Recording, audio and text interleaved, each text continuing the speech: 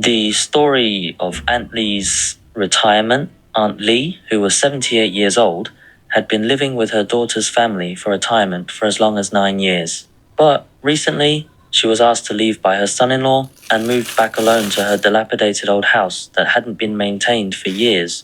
Everyone who knew the inside story said she had brought it on herself, ruining her own happy old age. Aunt Lee had 2 children, an elder daughter and a younger son. The daughter and son-in-law were ordinary wage earners with quite modest family conditions. In contrast, the younger son and his wife ran a business. The daughter-in-law's family was wealthy, and with the help of his in-laws, the son's company was thriving. Though the 2 siblings were born of the same parents, their personalities were poles apart. When the daughter gave birth to her son, Aunt Lee went to take care of her during the postpartum month. The mother and daughter got along very well, and the daughter was so afraid of tiring her mother out that she wouldn't let her do a single thing. However, when the daughter-in-law gave birth to her granddaughter, Aunt Lee was sent back just 3 days after arriving. The daughter-in-law was extremely picky, finding fault with everything Aunt Lee did. She thought the meals were not to her taste and that Aunt Lee's care was far from satisfactory, so the son and his wife sent her home. Later, the younger son went to see Aunt Lee and told her that they planned to hire a confinement nanny and the costs should be covered by Aunt Lee and her husband. Aunt Lee had no pension, while her husband had a monthly pension of 5,300 yuan. Hiring a nanny would cost 4,500 yuan per month, leaving the elderly couple with only 800 yuan each month, which was far from enough to cover their living expenses. Aunt Lee was in a dilemma and discussed with her husband whether to use their retirement savings. But her husband said the money was in a fixed deposit that would mature in less than a year, and withdrawing it early would result in a loss of interest. Having no other choice, Aunt Lee turned to her daughter for a loan. After discussing it, the daughter and son-in-law decided to help. The elderly couple still paid for the nanny, but the daughter gave them an additional 1,000 yuan per month for living expenses, which solved the problem. The son's family kept the nanny for 2 years until the child turned 2, and the daughter and her husband provided the monthly living allowance subsidy for those 2 full years. 3 years later, Aunt Lee's husband's health deteriorated severely. On his deathbed, he told her that they had saved 360,000 yuan, a sum that neither of the children knew about. He urged her not to tell them, and after he passed away, she should go to live with the daughter's family for retirement because the son's family was not a suitable place for her. The daughter-in-law looked down on them, and she would only suffer grievances there. He told her that the money should be given to the daughter's family in the end. After her husband passed away, Aunt Lee was taken in by her daughter and son-in-law. The son and his wife didn't even bother to ask about her situation. The son-in-law treated Aunt Lee extremely well, just like his own mother, never showing the slightest impatience. Relatives all told Aunt Lee that she was blessed to have such a kind daughter and son-in-law to care for her in her old age. The son and daughter-in-law always used their busy company business as an excuse to avoid visiting her. They only came for a family reunion during the spring festival, symbolically giving her 500 yuan. 9 years passed in the blink of an eye, and Aunt Lee was approaching her 80th birthday. As Aunt Lee felt her health declining day by day, she thought that the years living with her daughter's family were the happiest time of her life, and she had no regrets except for the 360,000 yuan left by her husband. Initially, her husband had instructed her to live with the daughter's family and give the money to them, but Aunt Lee had a change of heart. She believed that the son was the one to carry on the family line, while the daughter, having married into another family, was like an outsider. She thought it wasn't right to give all the money to the daughter's family. So, when no one was home, Aunt Lee called her son to get his bank card number. She went to the bank and split the 360,000 yuan into 2 parts.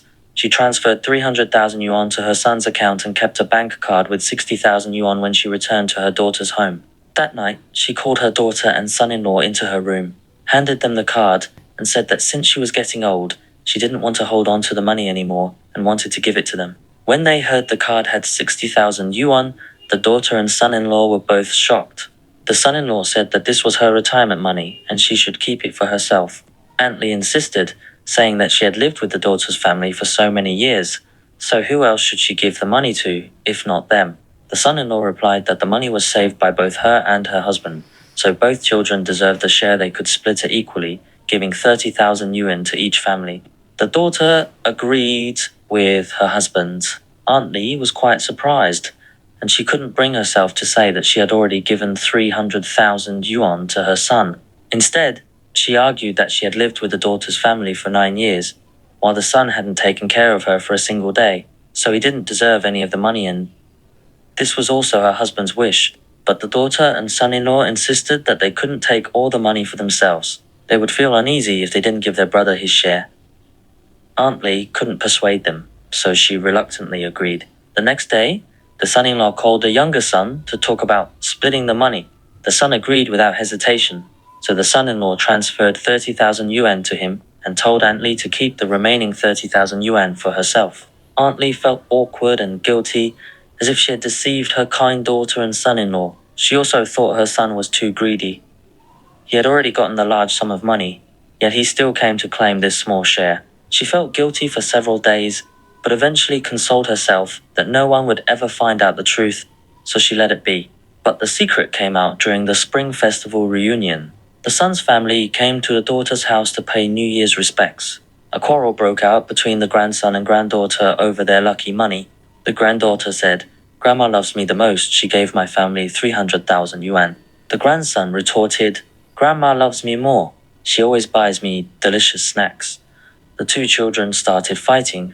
The daughter and son-in-law came out of the kitchen upon hearing the commotion, and the children told them what had happened. The son-in-law turned to Aunt Lee and asked in confusion, "Mum, I thought you only had 60,000 yuan in retirement savings. Where did the 300,000 yuan come from?" Aunt Lee's face turned bright red instantly. She stammered an explanation, saying that she had given the 300,000 yuan to her son because his family ran a business that needed capital, and their child was older, so they had more expenses.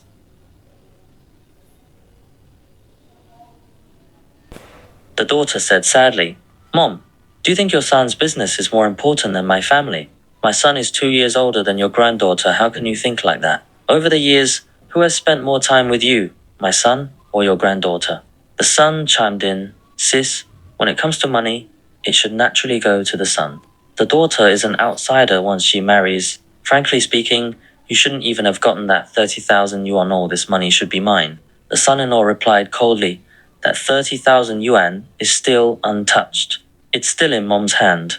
The daughter-in-law sneered and said that the son-in-law was just pretending to be a good person, that since Aunt Lee wasn't his biological mother, he was only being nice to her to swindle her money. Enraged, the son-in-law snapped, "You two have no conscience at all. After Dad passed away, you never even mentioned taking Mom to live with you for a single day, and you never visited her unless it was necessary. Running a business has turned you into heartless people. That 60,000 yuan was originally meant for us, but it was me who suggested splitting it and giving your family 30,000 yuan. It's you who are greedy and ungrateful, yet you accuse us of cheating." The daughter, who had always been tolerant of her brother and sister-in-law, was so angry that she finally told them the truth, how they had subsidized their parents 1,000 yuan every month for 2 years to cover the cost of the nanny her brother's family had hired. The argument escalated into a fierce quarrel, and the whole family was in an uproar. Aunt Lee tried desperately to mediate, but no one listened to her. She could only sit there, wiping away her tears. The New Year's Eve dinner was left unfinished, and the son's family stormed off in a fit of rage. The daughter told Aunt Lee that she was deeply disappointed by what she had done.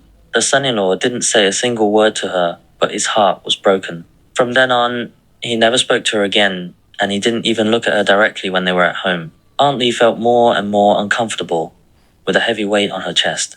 But she never thought of explaining or apologizing. She firmly believed that she had done nothing wrong. After all, wasn't it only natural for parents to leave their money to their sons? However, she couldn't shake the feeling of unease living under the same roof with them. Eventually, she couldn't help but ask her son-in-law why he stopped talking to her. The son-in-law said coldly, "Even animals have feelings. Take our golden retriever, for example. We've had him for 4 years. Every day when we come home, he greets us, wagging his tail excitedly, overjoyed to see us. If another dog tries to bite us, he'll rush forward to protect us without hesitation. But humans are different. Some people are like wolves. No matter how much you feed them, they'll never be loyal to you. No matter how kind you are to them, they'll always see you as an outsider. Sometimes, humans are not even as good as dogs. You ask me why I don't talk to you, don't you think that's ridiculous? If you feel unhappy living here, your son's home is more suitable for you. After all, he is your biological son, while I'm just an outsider." With that, the son-in-law turned and walked into his room, leaving Aunt Lee standing there, dumbfounded. The next day, Aunt Lee made up her mind to move back to her old house. She thought that she could still cook for herself, so she wouldn't starve. She still had the 30,000 yuan that her son-in-law had refused to take, and if she spent it frugally, it could last her for a while. Besides, she had given her son 300,000 yuan. Surely he wouldn't let her starve to death. But the old house had been uninhabited for more than a decade and was in a terrible state. So she called her son and asked him to give her money to renovate the house.